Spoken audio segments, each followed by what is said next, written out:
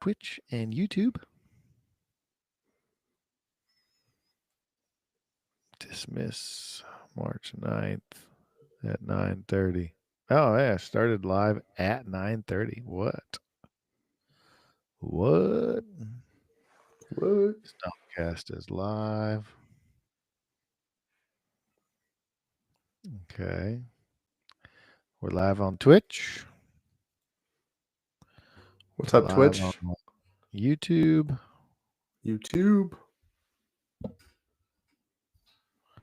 Let's read.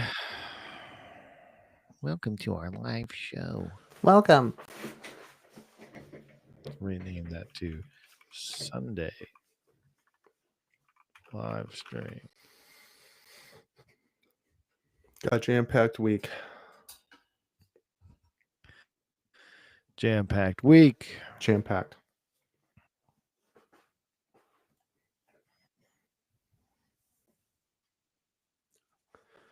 What I said today was the 9th? Correct. Today is the 9th. Cool. And I owe Morgan 18 push-ups. Nice. Well, you better get those in. I know. I gotta go to the gym. All right, I'm going to add a marker, and then I'll run into Hook, and we'll rock and roll. Let's do it.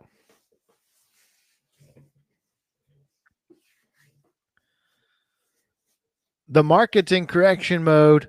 Bitcoin is retracing, and Trump suddenly doesn't care about stocks? What's going on?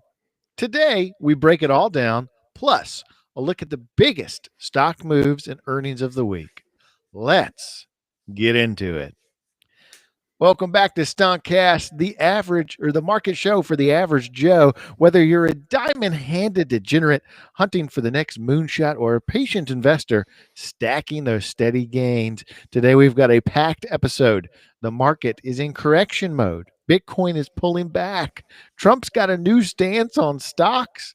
Plus, we'll break down the latest S&P reshuffle, earnings to watch for, CPI reports, and we're going to go over our paper trading account. Stick around. Might just help you make some money along the way. As a reminder, if you are not subscribed, go ahead and subscribe. Go ahead and like the video. Comment down below what you'd like to see, what you liked about our video. So here we are. It is Sunday, March the 9th. Let's just hop into it. We're going to rock and roll, give you a jam-packed episode today. So, Brandon, start us off, buddy. Awesome. All right. Good evening, everyone. Hope you're having a great Sunday. Let's hop right into it. So the markets this past week continued their, basically the massive sell-off. It's still continuing. Let's take a look at what we have here. Taking a look at the year chart for SPY. As you can tell, we are flirting with that 200-day moving average right now. So we got a nice bounce on Friday, which was really much needed after, the selling we've been seeing over the past couple of weeks. But we are flirting with that line. Let's take a look at the Dow Jones. Still above the 200-day moving average. I would say part of the reason for that is some of those lower beta stocks that are going to be in there. Some of the companies that are more established, right? You got the Qs, right? The NASDAQ, the tech-heavy NASDAQ. And this is officially below the 200-day moving average and really just confirms that, basically over the past month, the NASDAQ has been in a correction. And then small caps, I mean, we've touched on it before, Ethan. Small caps are just getting beat up right now. So overall, The market is not looking fantastic. We've been talking about it for a few weeks now. Been seeing a ton of selling pressure, and really the chart is just confirming what we've seen. If I had to speculate, I would say that part of the reason why SPY is kind of holding up out of those four ETFs better than the rest is because of some of the sectors that, are part of SPY, right? So, the industrials, the oil, the energy, stuff like that, things that even in a bear market, people are still going to need. But nonetheless, it is not looking great. So overall, the markets are down. This week's going to be really important. We have a lot of data coming out this week, including CPI, which Ethan will get into later. The Fed's going to be watching that. And if we take a look at the futures over here on the left hand side, so this is overnight right now, Ethan, unless I'm colorblind, looks like a lot of red. So, Yeah. looks like right now the Nasdaq is currently down just over 0.5%, 0.62%. The S&P 500 is down 0.5%. So things are not looking hot. Volatility is still above 20. I think on Friday we closed at 23, which was nice because it was up at 26, so it came down a little bit. But overall, right now, markets are still looking quite red, and so this week is really going to be telling, Ethan. I want to see if SPY can hold above that 200-day moving average, or if it's going to continue down, just like small caps, just like tech has been doing. Yeah, I like it. Um, I would request bring that the spy chart back up. yeah, Uh, and this is just a tangential education piece about the if you look on the line and if you're watching, you look on this chart and you're a viewer and you're wondering what is that yellow line. Brandon, that's the 200-day moving average, right? correct, correct. Yeah, Okay. I'm not leading you into a trap. And I thought, okay, so I really enjoyed the bull market. Watch out for the horns of the bull, where we go up, and the bear market, where we go rah, down. So I thought, what is another educational piece that I could introduce, and we could kind of learn along the way, right? Because that's the whole purpose is we're trying to learn and educate. So the best way to use the 200-day moving average indicator is with a mnemonic. We love mnemonics. So the two options are stay or sway. So I like if it. it is above, then you stay because that's a bullish signal. And stay is strength in trend for S.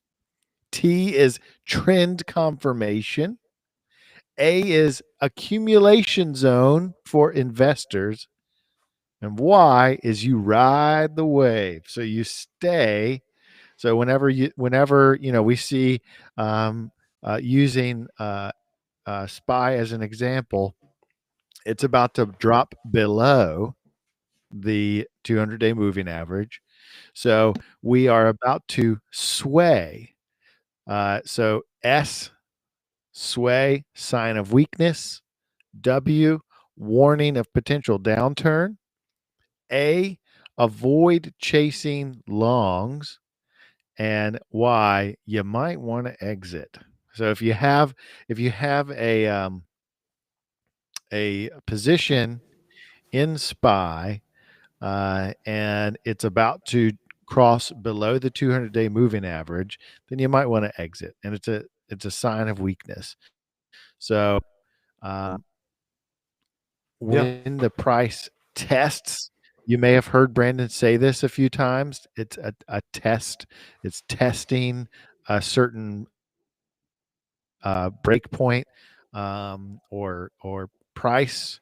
Um, what that is saying is, or what he's saying is, he's saying that the market is testing for either a bounce off of a price point or an indicator or a break, and a bounce is bullish because you bounce back up, so you rise up, and then a break is bearish, so you're breaking underneath the barrier, which is the 200-day moving average. Um, but I just thought that would be something fun. So stay above and then sway below. Sway is the I bearish like it. signal. Stay is the bullish signal. So stay in your position or be swayed if it's below it. So Yeah. Um, I like it. I just thought that that'd be a fun thing. Yeah. Yeah, and Ethan also coming back to technical analysis, right? It's so important. It works in the markets, and here's a bit of an example from this past week. So I just drew out for everyone who's watching on YouTube a very easy to see support level. Usually, resistance becomes support, support becomes resistance, as we've said before. And if you look back here in July and also in August of last year, you have SPY coming up and hitting resistance here, and then eventually it broke above. And if you take a look here on Friday, we literally came down and touched this area before coming Yeah. back up and obviously closing above the 200 day. But this is a key level. And the reason I know it's a key level is because you can clearly see how price reacts in this area. So, if we break below this tomorrow, I expect more of a bloodbath, especially with the news coming out this week. But this is why I love technical analysis because we can use it to make some uh, you know uh, educated guesses, I guess you could say, right, on how the market is going to respond. So, but yeah, that's SPY right now, and yeah, overall market again, the futures are Yeah. red right now, so it doesn't look pretty for the open tomorrow. All right. So, moving on. So, next up, Trump's market stance, right? So, President Trump, there's a big difference between Trump 1.0 and Trump 2.0. All right. So, if we think about Trump during his first term in office, he was overly focused on the stock market, right? He was very focused on making sure that thing kept going up, right? Trump 2.0, however, is very, very different. And we found that out just this past week. Trump says, according to CNBC, he's not even looking at the stock market. Tariffs will make US, quote, very strong. So, for anybody who cares about the stock market, that is not what you want to hear the president say, especially coming off his first term where he cares so much about it. So, President Donald Trump said Thursday that his administration would not consider stock market reaction when hammering out the details of its tariff policy. When asked whether the decision to pause tariffs on many products from Canada and Mexico for 1 month was due to the stock market, Trump said the decision had nothing to do with the market. I'm not even looking at the market because long term, the United States will be very strong with what is happening here. This is very much about companies and countries that have ripped off this country, our beloved United States, and they're not going to be ripping us off anymore, he says. So, I think that has an impact on the market. So Trump made the remarks in the Oval Office on Thursday at an event for signing executive orders. Trump was later asked again about the market sell-off and blamed globalists, a term he had used to describe companies and countries earlier in the event.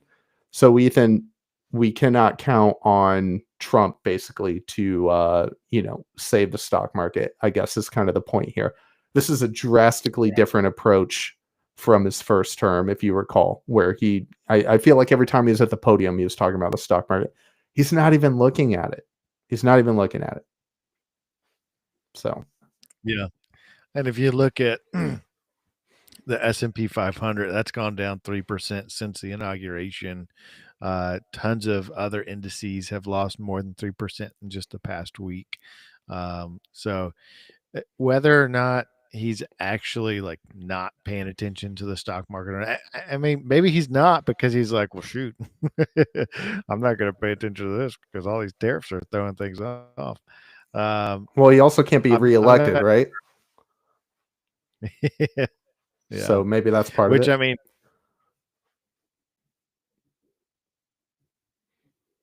um, tariffs ultimately are trying to, when you break it down to like its atomic like principle that he's aiming for with tariffs is that he's wanting to use tariffs to drive domestic growth, which is laudable, but I feel like we're in such like a globally intertwined, uh, you know, industrial society now that's a very lofty achievement. And I don't know if this is just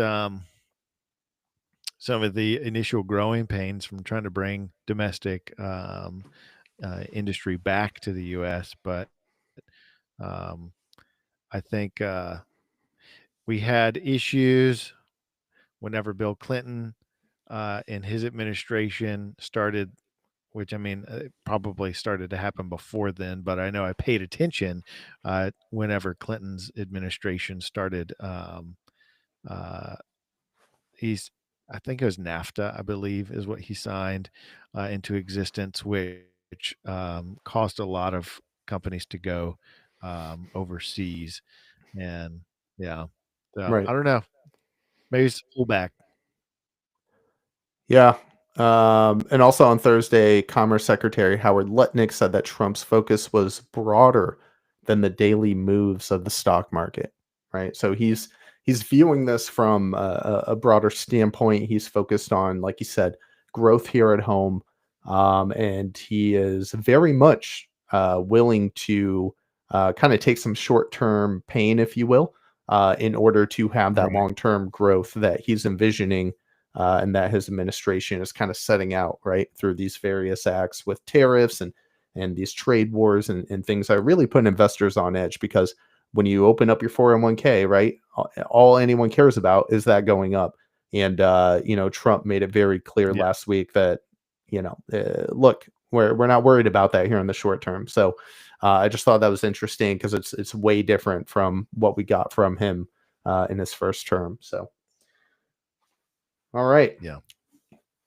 Moving on. So we did have some announcements regarding the S&P 500 and some of, I guess you would call it, the reshuffling that is happening there. So periodically, the indices will remove certain components and add new components in. So the S&P 500, of course, tracks the 500 largest companies.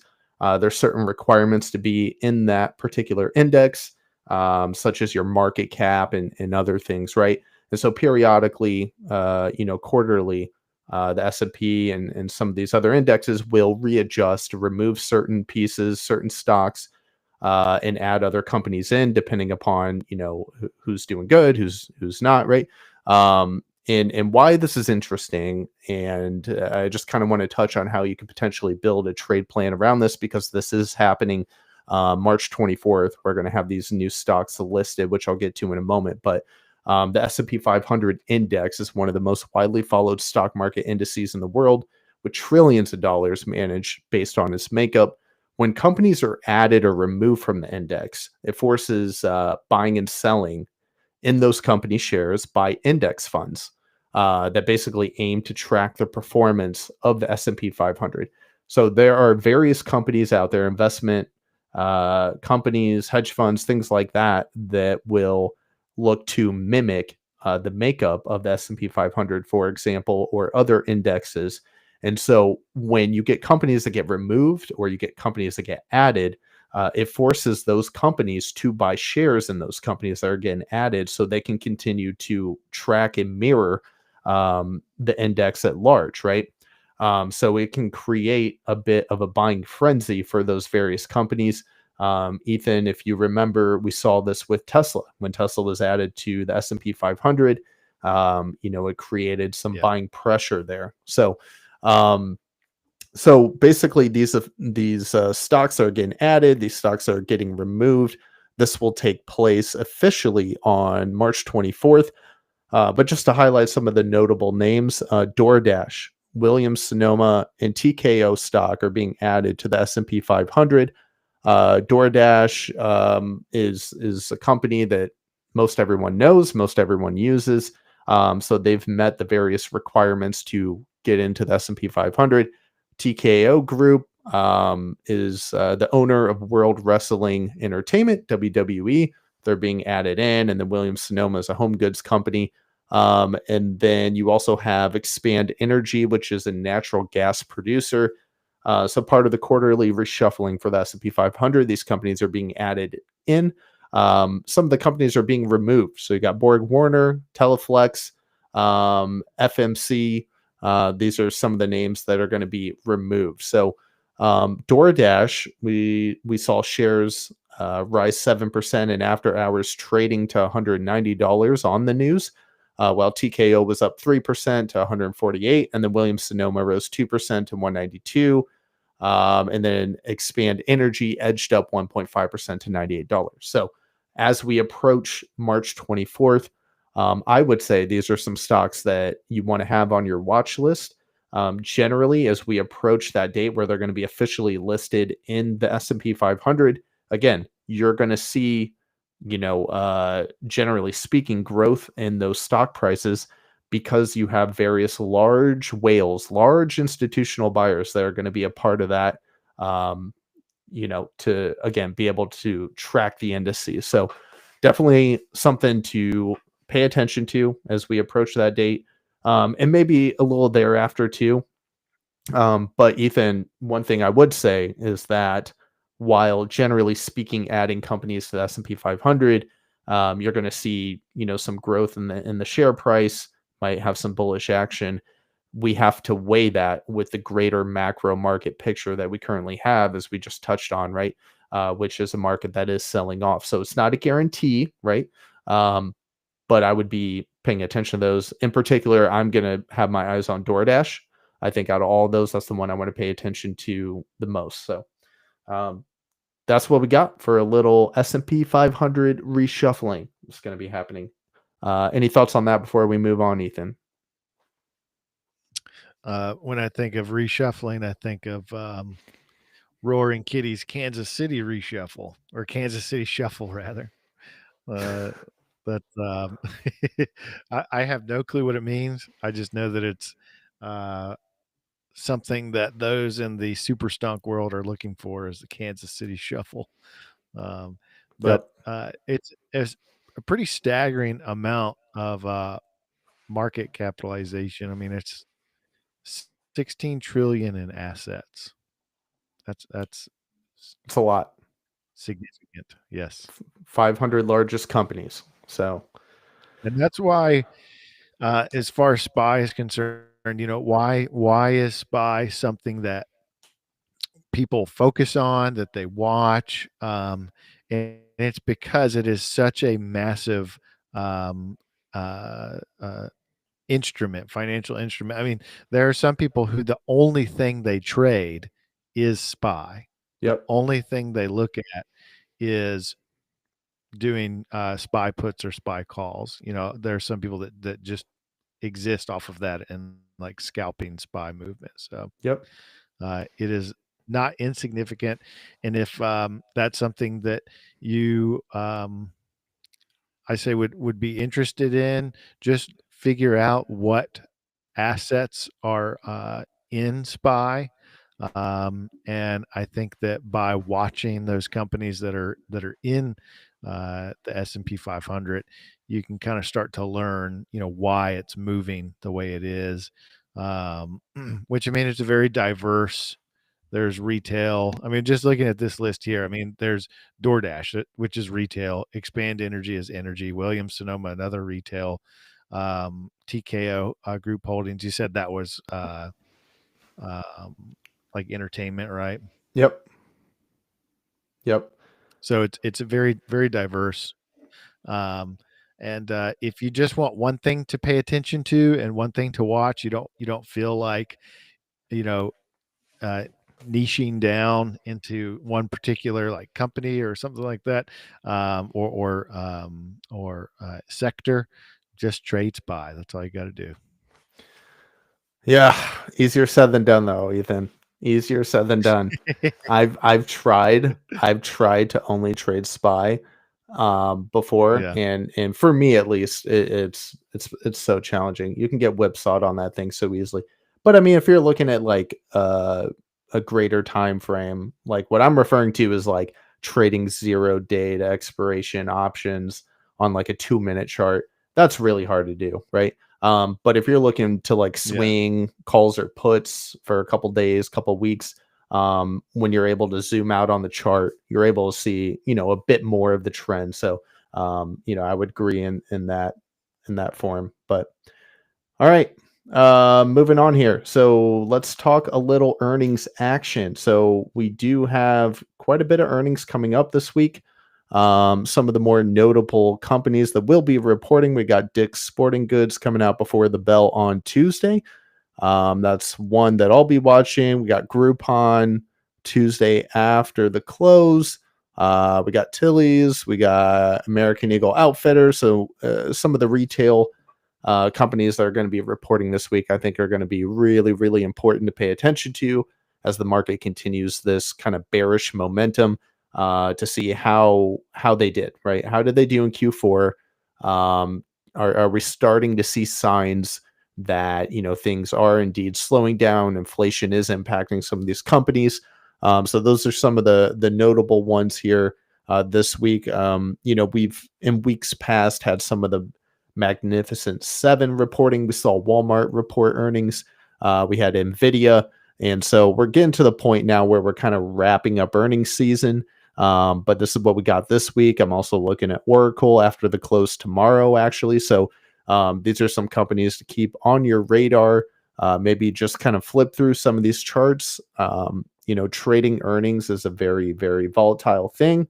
So make sure that you're respecting your plan, your risk management. I've seen plenty of stocks that report good earnings and then they go down. They can have bad earnings and they go up. There's a lot of scenarios where things don't play out the way you think they would. What'd you say? GameStop always goes down. Yeah.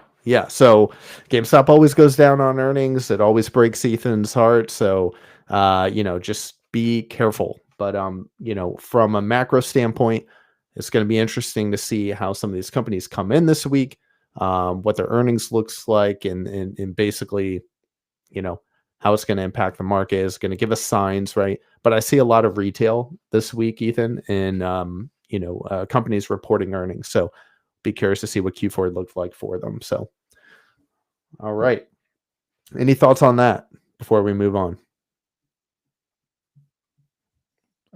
Go out and buy some Ulta so that you can There you pump go. their earnings up. There you go. Make your wife happy. Buy some Ulta.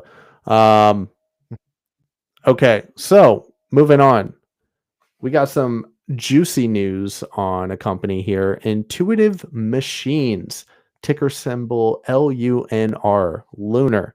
So this company it's a private company that is basically, they're trying to go to the moon, Ethan. We talk on Stoncast all the time how we want to go to the moon. Metaphorically, this company does it literally. They unfortunately had a failed lunar trip last year around this time, and I actually traded that. They basically got on the moon and then they tipped over sideways, and so it was a bit underwhelming.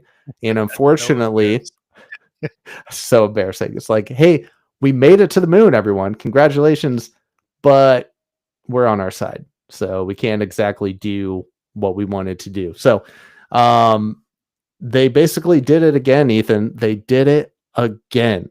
Shares of Intuitive Machines closed another 22% lower on Friday, following a 20% loss on Thursday, leaving the stock in the red for a third straight week after the company put an early end to its IM-2 lunar mission.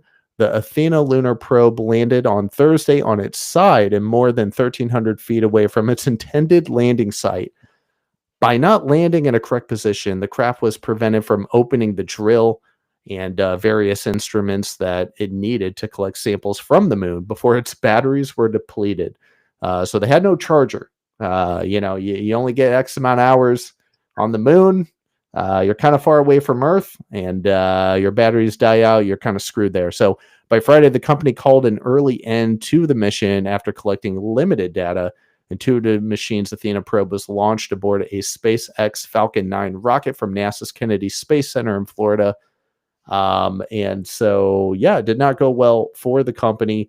I want to pull up, Ethan, the chart for this thing, because this company, if we just talk about the back end of 2024 from basically July to December, I mean, look, this company literally goes to the moon, but the stock price itself went to the moon as well. I mean, this thing was at $3 back in August, went as high as $24 into January.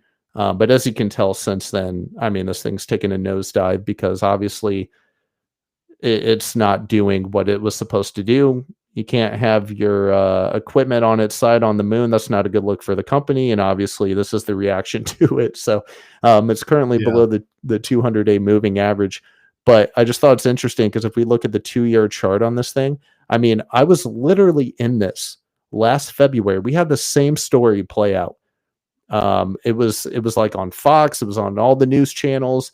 They were making history going to the moon. I made a little bit of money off it, but once the news came out last year that it did the exact same thing and it was on its side and the mission was, you know, kind of failed. The stock price obviously took a hit. So I just thought this was an interesting story.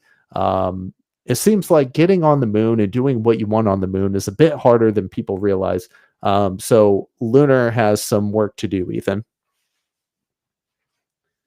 Yeah. And I can see why. Uh, I just looked it up. They're still listed as a moderate buy. So despite the fact that in the past year they've had two major setbacks, they're still a moderate buy. And I was kind of wondering what was driving that. And it looks like part of it is the fact that they are in NASA's Commercial Lunar Payload Services program, or the CLIPS program. So a they're not under any type of contract, but they can receive task orders for specific missions. There's no obligation for contractors to take on every task or remain active in the program. Honestly, it kind of sounds like DoorDash to the moon.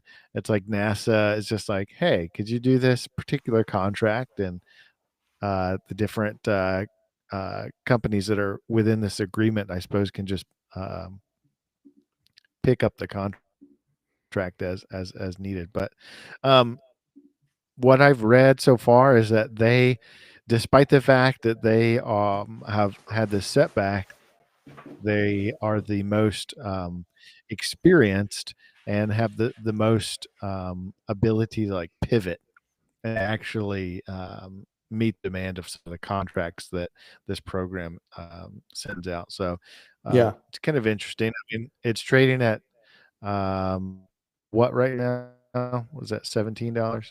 Yeah, hold on. I'll get back to the chart, but I just wanted to show this photo. Look at this haunting photo that they got. It's pretty cool. You can see Earth way out here, but it's on its side. Yeah, Not a great look. Um, but I just thought that was a cool photo. No, right now it's trading at $8.77. I mean, it did have a bullish Friday. It's extremely oversold. And I think that's part of the buying that we saw here. Could be shorts covering too, but for me, I'm yeah, gonna keep it on my watch list because obviously it's been very volatile. It's been getting a lot of action, right? So I want to see it get back above 10, which just so happens to also be above the 200-day moving average. So I'm not touching it until then. But if we can get back above 10, have a solid day where it closes above that, then this might take another leg up somewhere, right in here, like 16. Here's something interesting too. I know that we haven't really covered a whole lot on Fibonacci's, right? But I wanted to show really quickly what that would look like on here. It's basically just a way to kind of get a gauge based off a low and a high point where you could potentially see some reversals, maybe some support, where we would be able to potentially get in if we are looking for um, basically the opportunity for it to go back up, right? So let me see real quick here if I can find it. If not, we'll just save this for another day. But it's okay. While you look for that, yeah, go ahead. I'll read some of the comments from the funny business going on in chat. Do it. Apparently, Benefactor, Mr. Ben, is very, very commended. They are both flat earthers. and they're having a little bit of a party in the chat. Um, and I mean, hey, I think the only thing flat about the two of you guys is your jokes. You know what I mean? Yeah, we do have a few friends who, they do believe. I was just talking to Ben earlier about that. Have we actually been to the moon? I don't really have a stance on it, but it does make for some interesting conversation. That's for sure. All right. Well, you I know think what? Kubrick, was it Kubrick that filmed 2001: A Space Odyssey, and then Eyes Wide Shut. I think Eyes Wide Shut was his last film that maybe never was released before he passed. I don't know if he was killed or if he was just like passed from like natural causes. But if you're a conspiracy theorist, you might think that he was killed because he knew more than he should have. It could very well be. All right, I found it. You, I found it. you got the fib now. I got the fib. All right. So we'll do a deep dive on this another time, but just know this, right? Fibonacci retracements are a way that you can get an idea of where support could potentially be for a company. Basically, what you do is you just take the low point to the high point using this tool, and these are different levels given in ratios, right? Where the stock could bounce, right? So anything below 61.8 is typically a lost cause. Usually you want to see a bounce right around 38 or 61. And it's kind of interesting if you look at this because all I did was take the low to the high. But I mean, Ethan, just look at the chart and you can see where the price action actually respected some of these levels. So it's kind of crazy how accurate Fibonacci's can be. So if you look right here, came up to 38, got smacked down, little hesitation here, went above, a little hesitation there. Look at this reaction around the 50 level, huge psychological level, and then it broke down. So we'll do something on Fibonacci's at some point. It's something I've only recently been using. I don't have a lot of extensive work with them, but it's something I've been using to kind of trace out levels of late.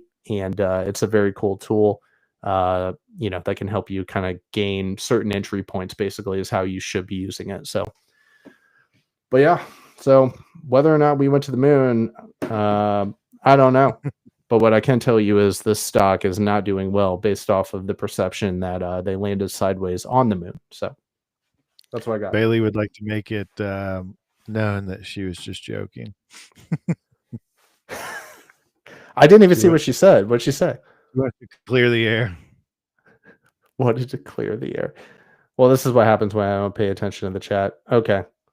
There we go. There we go. Bailey is a huge supporter. Shout out, Bailey.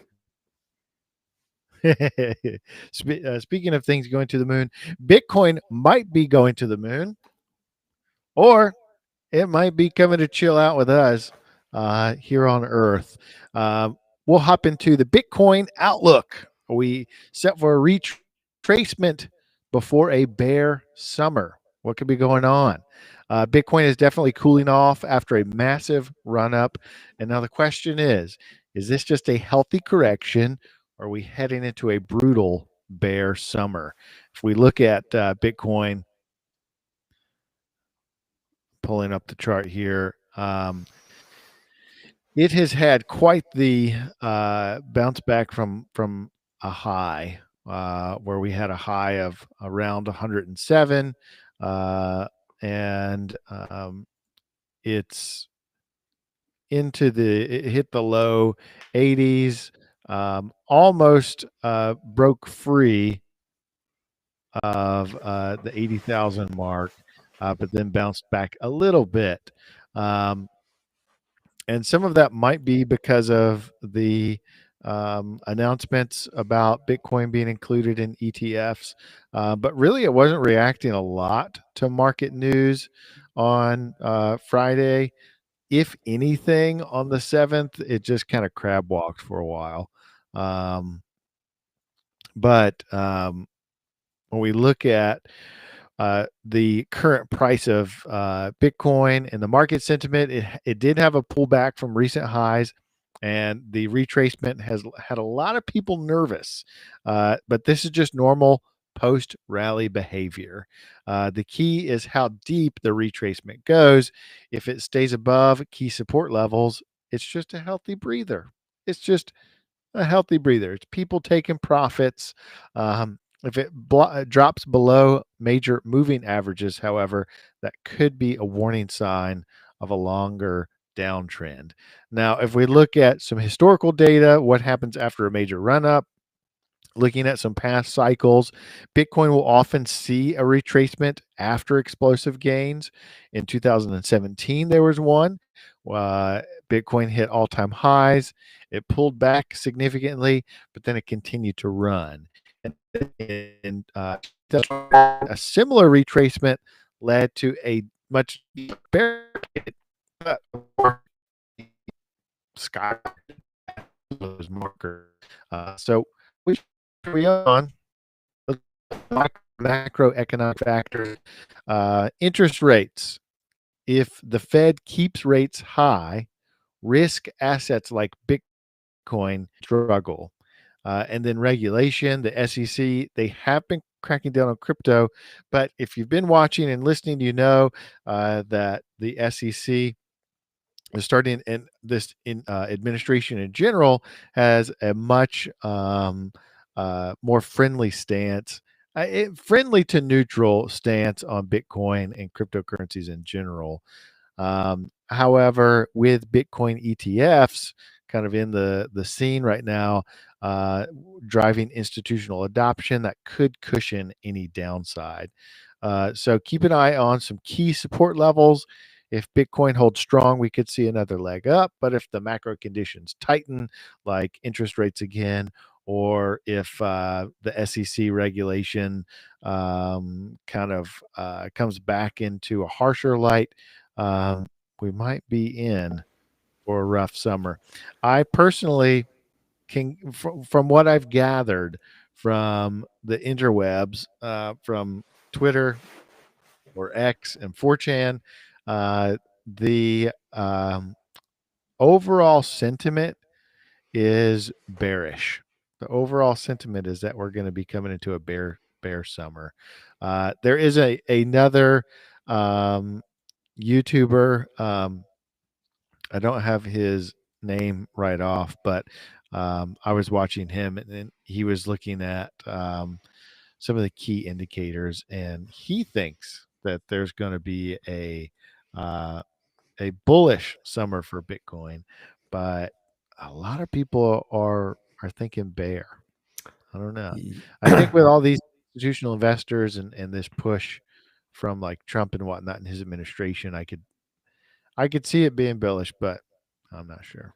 It's it's just interesting to me that on one front we have Trump, pushing for the reserve, right? The Bitcoin, the crypto reserve.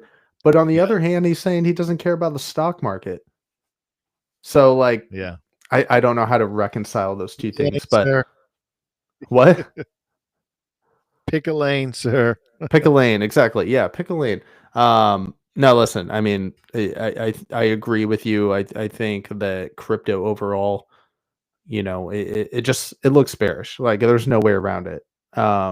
If the markets are going down there, I don't see a world where the market is in a correction, right? Where we're in a bear market in equities, where bonds are up, where yields are up, where precious metals, gold, silver are up, and crypto Yeah, is also up. I don't see it. I think if the equity market is down, I think crypto's also going to be down. So yeah. I agree. I agree. We'll see. And that bumps us to our next segment, which is CPI report incoming. What is inflation's next move? That could be a major driver for Bitcoin as well and other cryptos. But the next CPI report drops this week, and all eyes are on inflation oh because what baby. happens could shape the Fed's next move and the market's ultimate direction. So, what are we expecting? Economists expect CPI, but the real question is, are we seeing a trend downwards or inflation getting sticky again? If inflation remains high, the Fed, they may delay rate cuts, which could hurt stocks. If CPI drops more than expected, markets would rally hard on hopes of an easier monetary policy. So, how inflation impacts the Fed's next moves? The Fed has been signaling rate cuts this year, but only if in or later this year, but only if inflation cooperates. If inflation comes in hotter than expected, Powell may delay or reduce planned rate cuts. If it's cooled significantly, expect a market relief rally as investors price in a more dovish Fed. I was calling that dovish a few weeks ago, but it's dovish. Um, Market sentiment and investor strategy. So, stocks, crypto, and bonds, they're very sensitive to inflation data. So expect some volatility around the report. That could be a play that you could maybe try to make happen is play around the volatility of crypto, of Bitcoin specifically, on the day that the report's supposed to release. If inflation is under control, growth stocks and crypto will benefit. If it's sticky, your more defensive stocks and commodities may be the safer bet to dump some cash into. So the closing takeaway is that this CPI print could determine the Fed's tone in the coming months, and it's pretty basic. A bad number, more pain for the markets. We're going to continue to have kind of bearish downtrends, and if it's a good number, risk on rallies incoming. So that's what we got. Ye We got CPI report. Keep your eyes open. What do you think? Yeah, I was just gonna add, I was reading this last week. Basically, a senior portfolio manager said the market still wants the Fed to come to the rescue. Until inflation and inflation expectations come down, however, the Fed is going to be handcuffed. And I just thought that was so brilliantly put because obviously we now know that Trump is not going to be the savior for the market, at least in the short term, right? I believe in the long term plan there, not to get too political, but as far as the market, the equity markets look right now, right? Basically, we can't count on Trump to save us. He's not paying attention. He's focused on tariffs, trade war. That's great. So investors aren't looking to him. So they turn to the Fed like, hey, come on, Daddy Powell, like, give us something here. And the problem is until these prints start getting better, Well, we're not gonna get anything there. Investors should be mindful of last month's hotter than expected CPI, where we saw inflation rise 0.5% in January. That is the biggest monthly gain since August 2023. That is huge. So that was just last month, right? So, yeah, I don't know. CPI this week is going to be on everyone's radar. I'm definitely going to be paying attention to it, and if that comes in hot, man, it's not going to look good. So, yeah. Well, other things to look out for is whether or not DeepSeek continues to come under threat for the U.S. So the U.S. is likely to ban DeepSeek for government devices. So if you don't know, what is DeepSeek? Why does this matter for investors?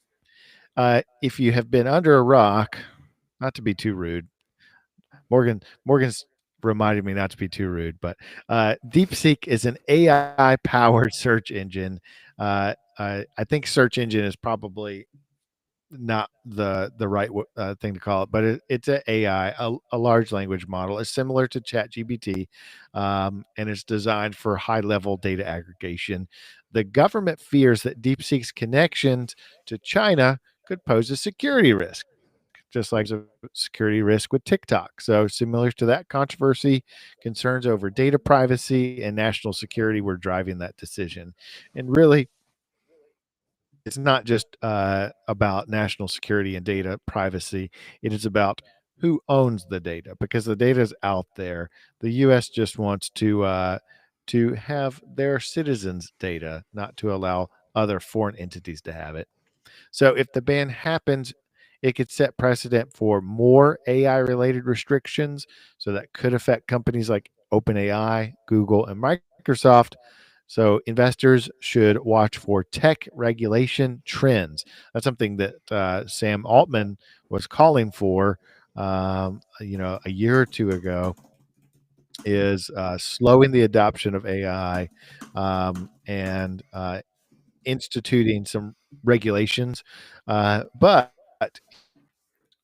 interestingly enough, um, he was also saying, "Hey, we've got a problem. The line's about to get into the market square. Let me help with my counter lion." And so he was being pretty disingenuous. Um, he was, I think, at the time, Sam Altman was just trying to like drive up, interest around like OpenAI and stuff. Probably. But if government cracks down on AI, cybersecurity firms could see some increased demands. So people like Palo Alto Networks or CrowdStrike might be worth watching.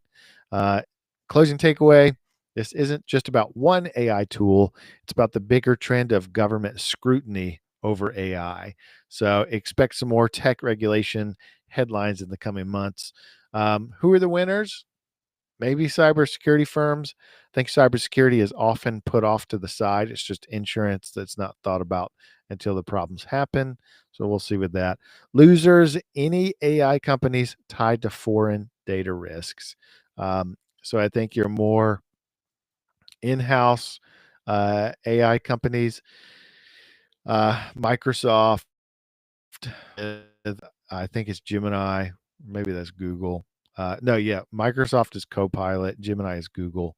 Um, they might be safe, but something like DeepSeek, they're going to be the losers in this. So we'll see. I don't like the idea of tech regulations around AI because I think that that will take us into a downtrend of advancement. But I also know that it's probably inevitable. I mean, especially when we get some major like data breach that's purely AI driven, there's going to be some chaos around that. But For yeah, sure. what you think? Yeah, I mean, I don't track with the AI stuff, as much as you do, but, DeepSeek not being allowed, in the government, I think that was something a lot of people probably could have predicted, Yeah, was gonna eventually come, especially as it relates to China-US relations and the trade war and, just the security issues. I mean, we've already seen, right, some of the security concerns with TikTok, right? And so, kind of in that same lane, I'm not too surprised to hear that. So I don't know. We'll see what comes of it. I'm really curious to see the impact on, just some of the efforts AI related stateside and how this will be impacted, I guess, long term. Um, but yeah, we'll see what happens. I think I read that it wasn't a for sure thing that they were going to ban DeepSeek, but it was like highly probable. So it is not officially banned yet, keyword yet, but I wouldn't be surprised if that comes out very soon. So yeah. Well, we'll use that to transition into our count what we did this week, the update that we've got. So, as a reminder, on February 24th, we bought 10 contracts for NVIDIA for puts at the $130 price mark. And all this week, NVIDIA kind of fell and fell and fell and fell. It touched $107, and it tried to regain some more momentum around the $130 mark. Um, so I had a few close calls. On the 5th, I sold 3 contracts because I just wanted to try to start to exit the position and start to get a little bit of profit out of it. Um, And if we look at what we started with, so we bought, and the total amount was 5,400, and then we sold on the 5th 3 shares, or 3 contracts rather, and then I sold 3 more on the 7th. And so my uh, position right now is that we've got. Um, let me see here. I'm a And silly boy. I We've also got four. think, Ethan, our Celsius position looks like it's turning back around. So just want to throw that out there. Yeah. That was looking pretty red Um, for a long time. yeah. And VIX, we sold a couple contracts. I think we sold half, right?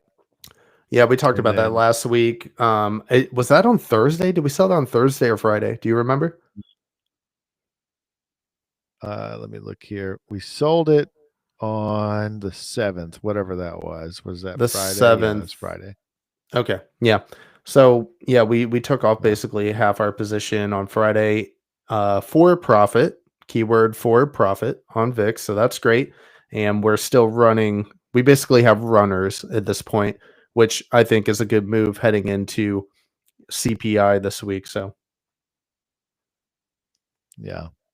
So we profited 4,000 on VIX, and then total profit after you take out what we spent on the Nvidia puts is $8,125. So we're up very nice. up 8 bands on Nvidia, looking good. I like it. I don't really have anything to add to the portfolio right now. Maybe we'll do something on Thursday. I just want to ride with VIX right now and Celsius and yeah, see what happens. But Nvidia, good call on your part. We'll reach. We've been able to get some nice returns on that. So Yeah, and just to reiterate what was driving the call for puts versus calls on Nvidia. Uh, Number one, they had just been so bearish for so long, and that momentum couldn't keep up. But also, it was centered around earnings, and then it was centered around market sentiment. You know, I was reading about at a NVIDIA conference, or it was a conference for um, the Consumer Electronics Show, I believe, and NVIDIA had a speaker that was talking about their new GPU and how it would drive, AI um, uh, to essentially replace these jobs, and the jobs that they mentioned in the report wasn't IT jobs. It was like factory workers and things like that. And of course, the Consumer Electronics Show is not populated by blue collar folk. It's populated by like IT people and computer dudes and things like right. that. And like when you think about where are the market cuts happening for jobs when it comes to AI, it is not the janitor, it is not the welder, it is the IT dudes, it's the developers. That's where the cuts are coming from. And so there was like zero applause or anything with the NVIDIA speaker. Mm, Um, and so that's part of the sentiment that was driving the put is that I think eventually, NVIDIA is going to sell itself into a hole because people are going to um, the GPUs are the people that are going to end up losing their jobs in the long run if AI really does take it over. But anyways, that's a podcast and a show for another average Joe. yeah. Um, yeah. Still looking bearish. Still looking bearish on Nvidia. So obviously below the 200-day, below the support line I have here. So yeah, especially if we get that hot CPI report. Um, Doesn't look great, Ethan. Doesn't look great. It's never a good situation where you have one stock that feels like it's propping up the whole market, because that's how I feel about Nvidia over the past like 6 to 8 months. Like the whole market's just been banking on Nvidia to deliver good results to keep the market going, and I think that is starting to fall apart. So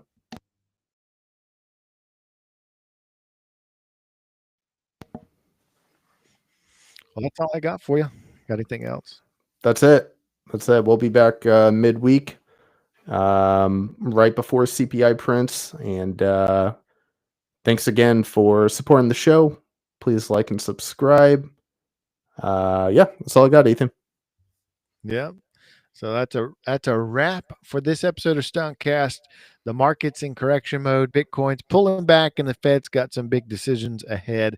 So stay sharp out there. If you got value from today's episode, make sure to hit that like button, subscribe, drop a comment below with your market predictions. Are you buying the dip? Are you waiting for more pain? Let us know. Until next time, plan the trade and trade the plan. Thank you for joining us. All right. And with that, in the live stream in the comments, I predict the market for you two looks real good, says Sugar Booger. Sugar booger mama. I'm going to end the live stream and then wrap this up so that the video can process and we can start to get editing. Time to get to work.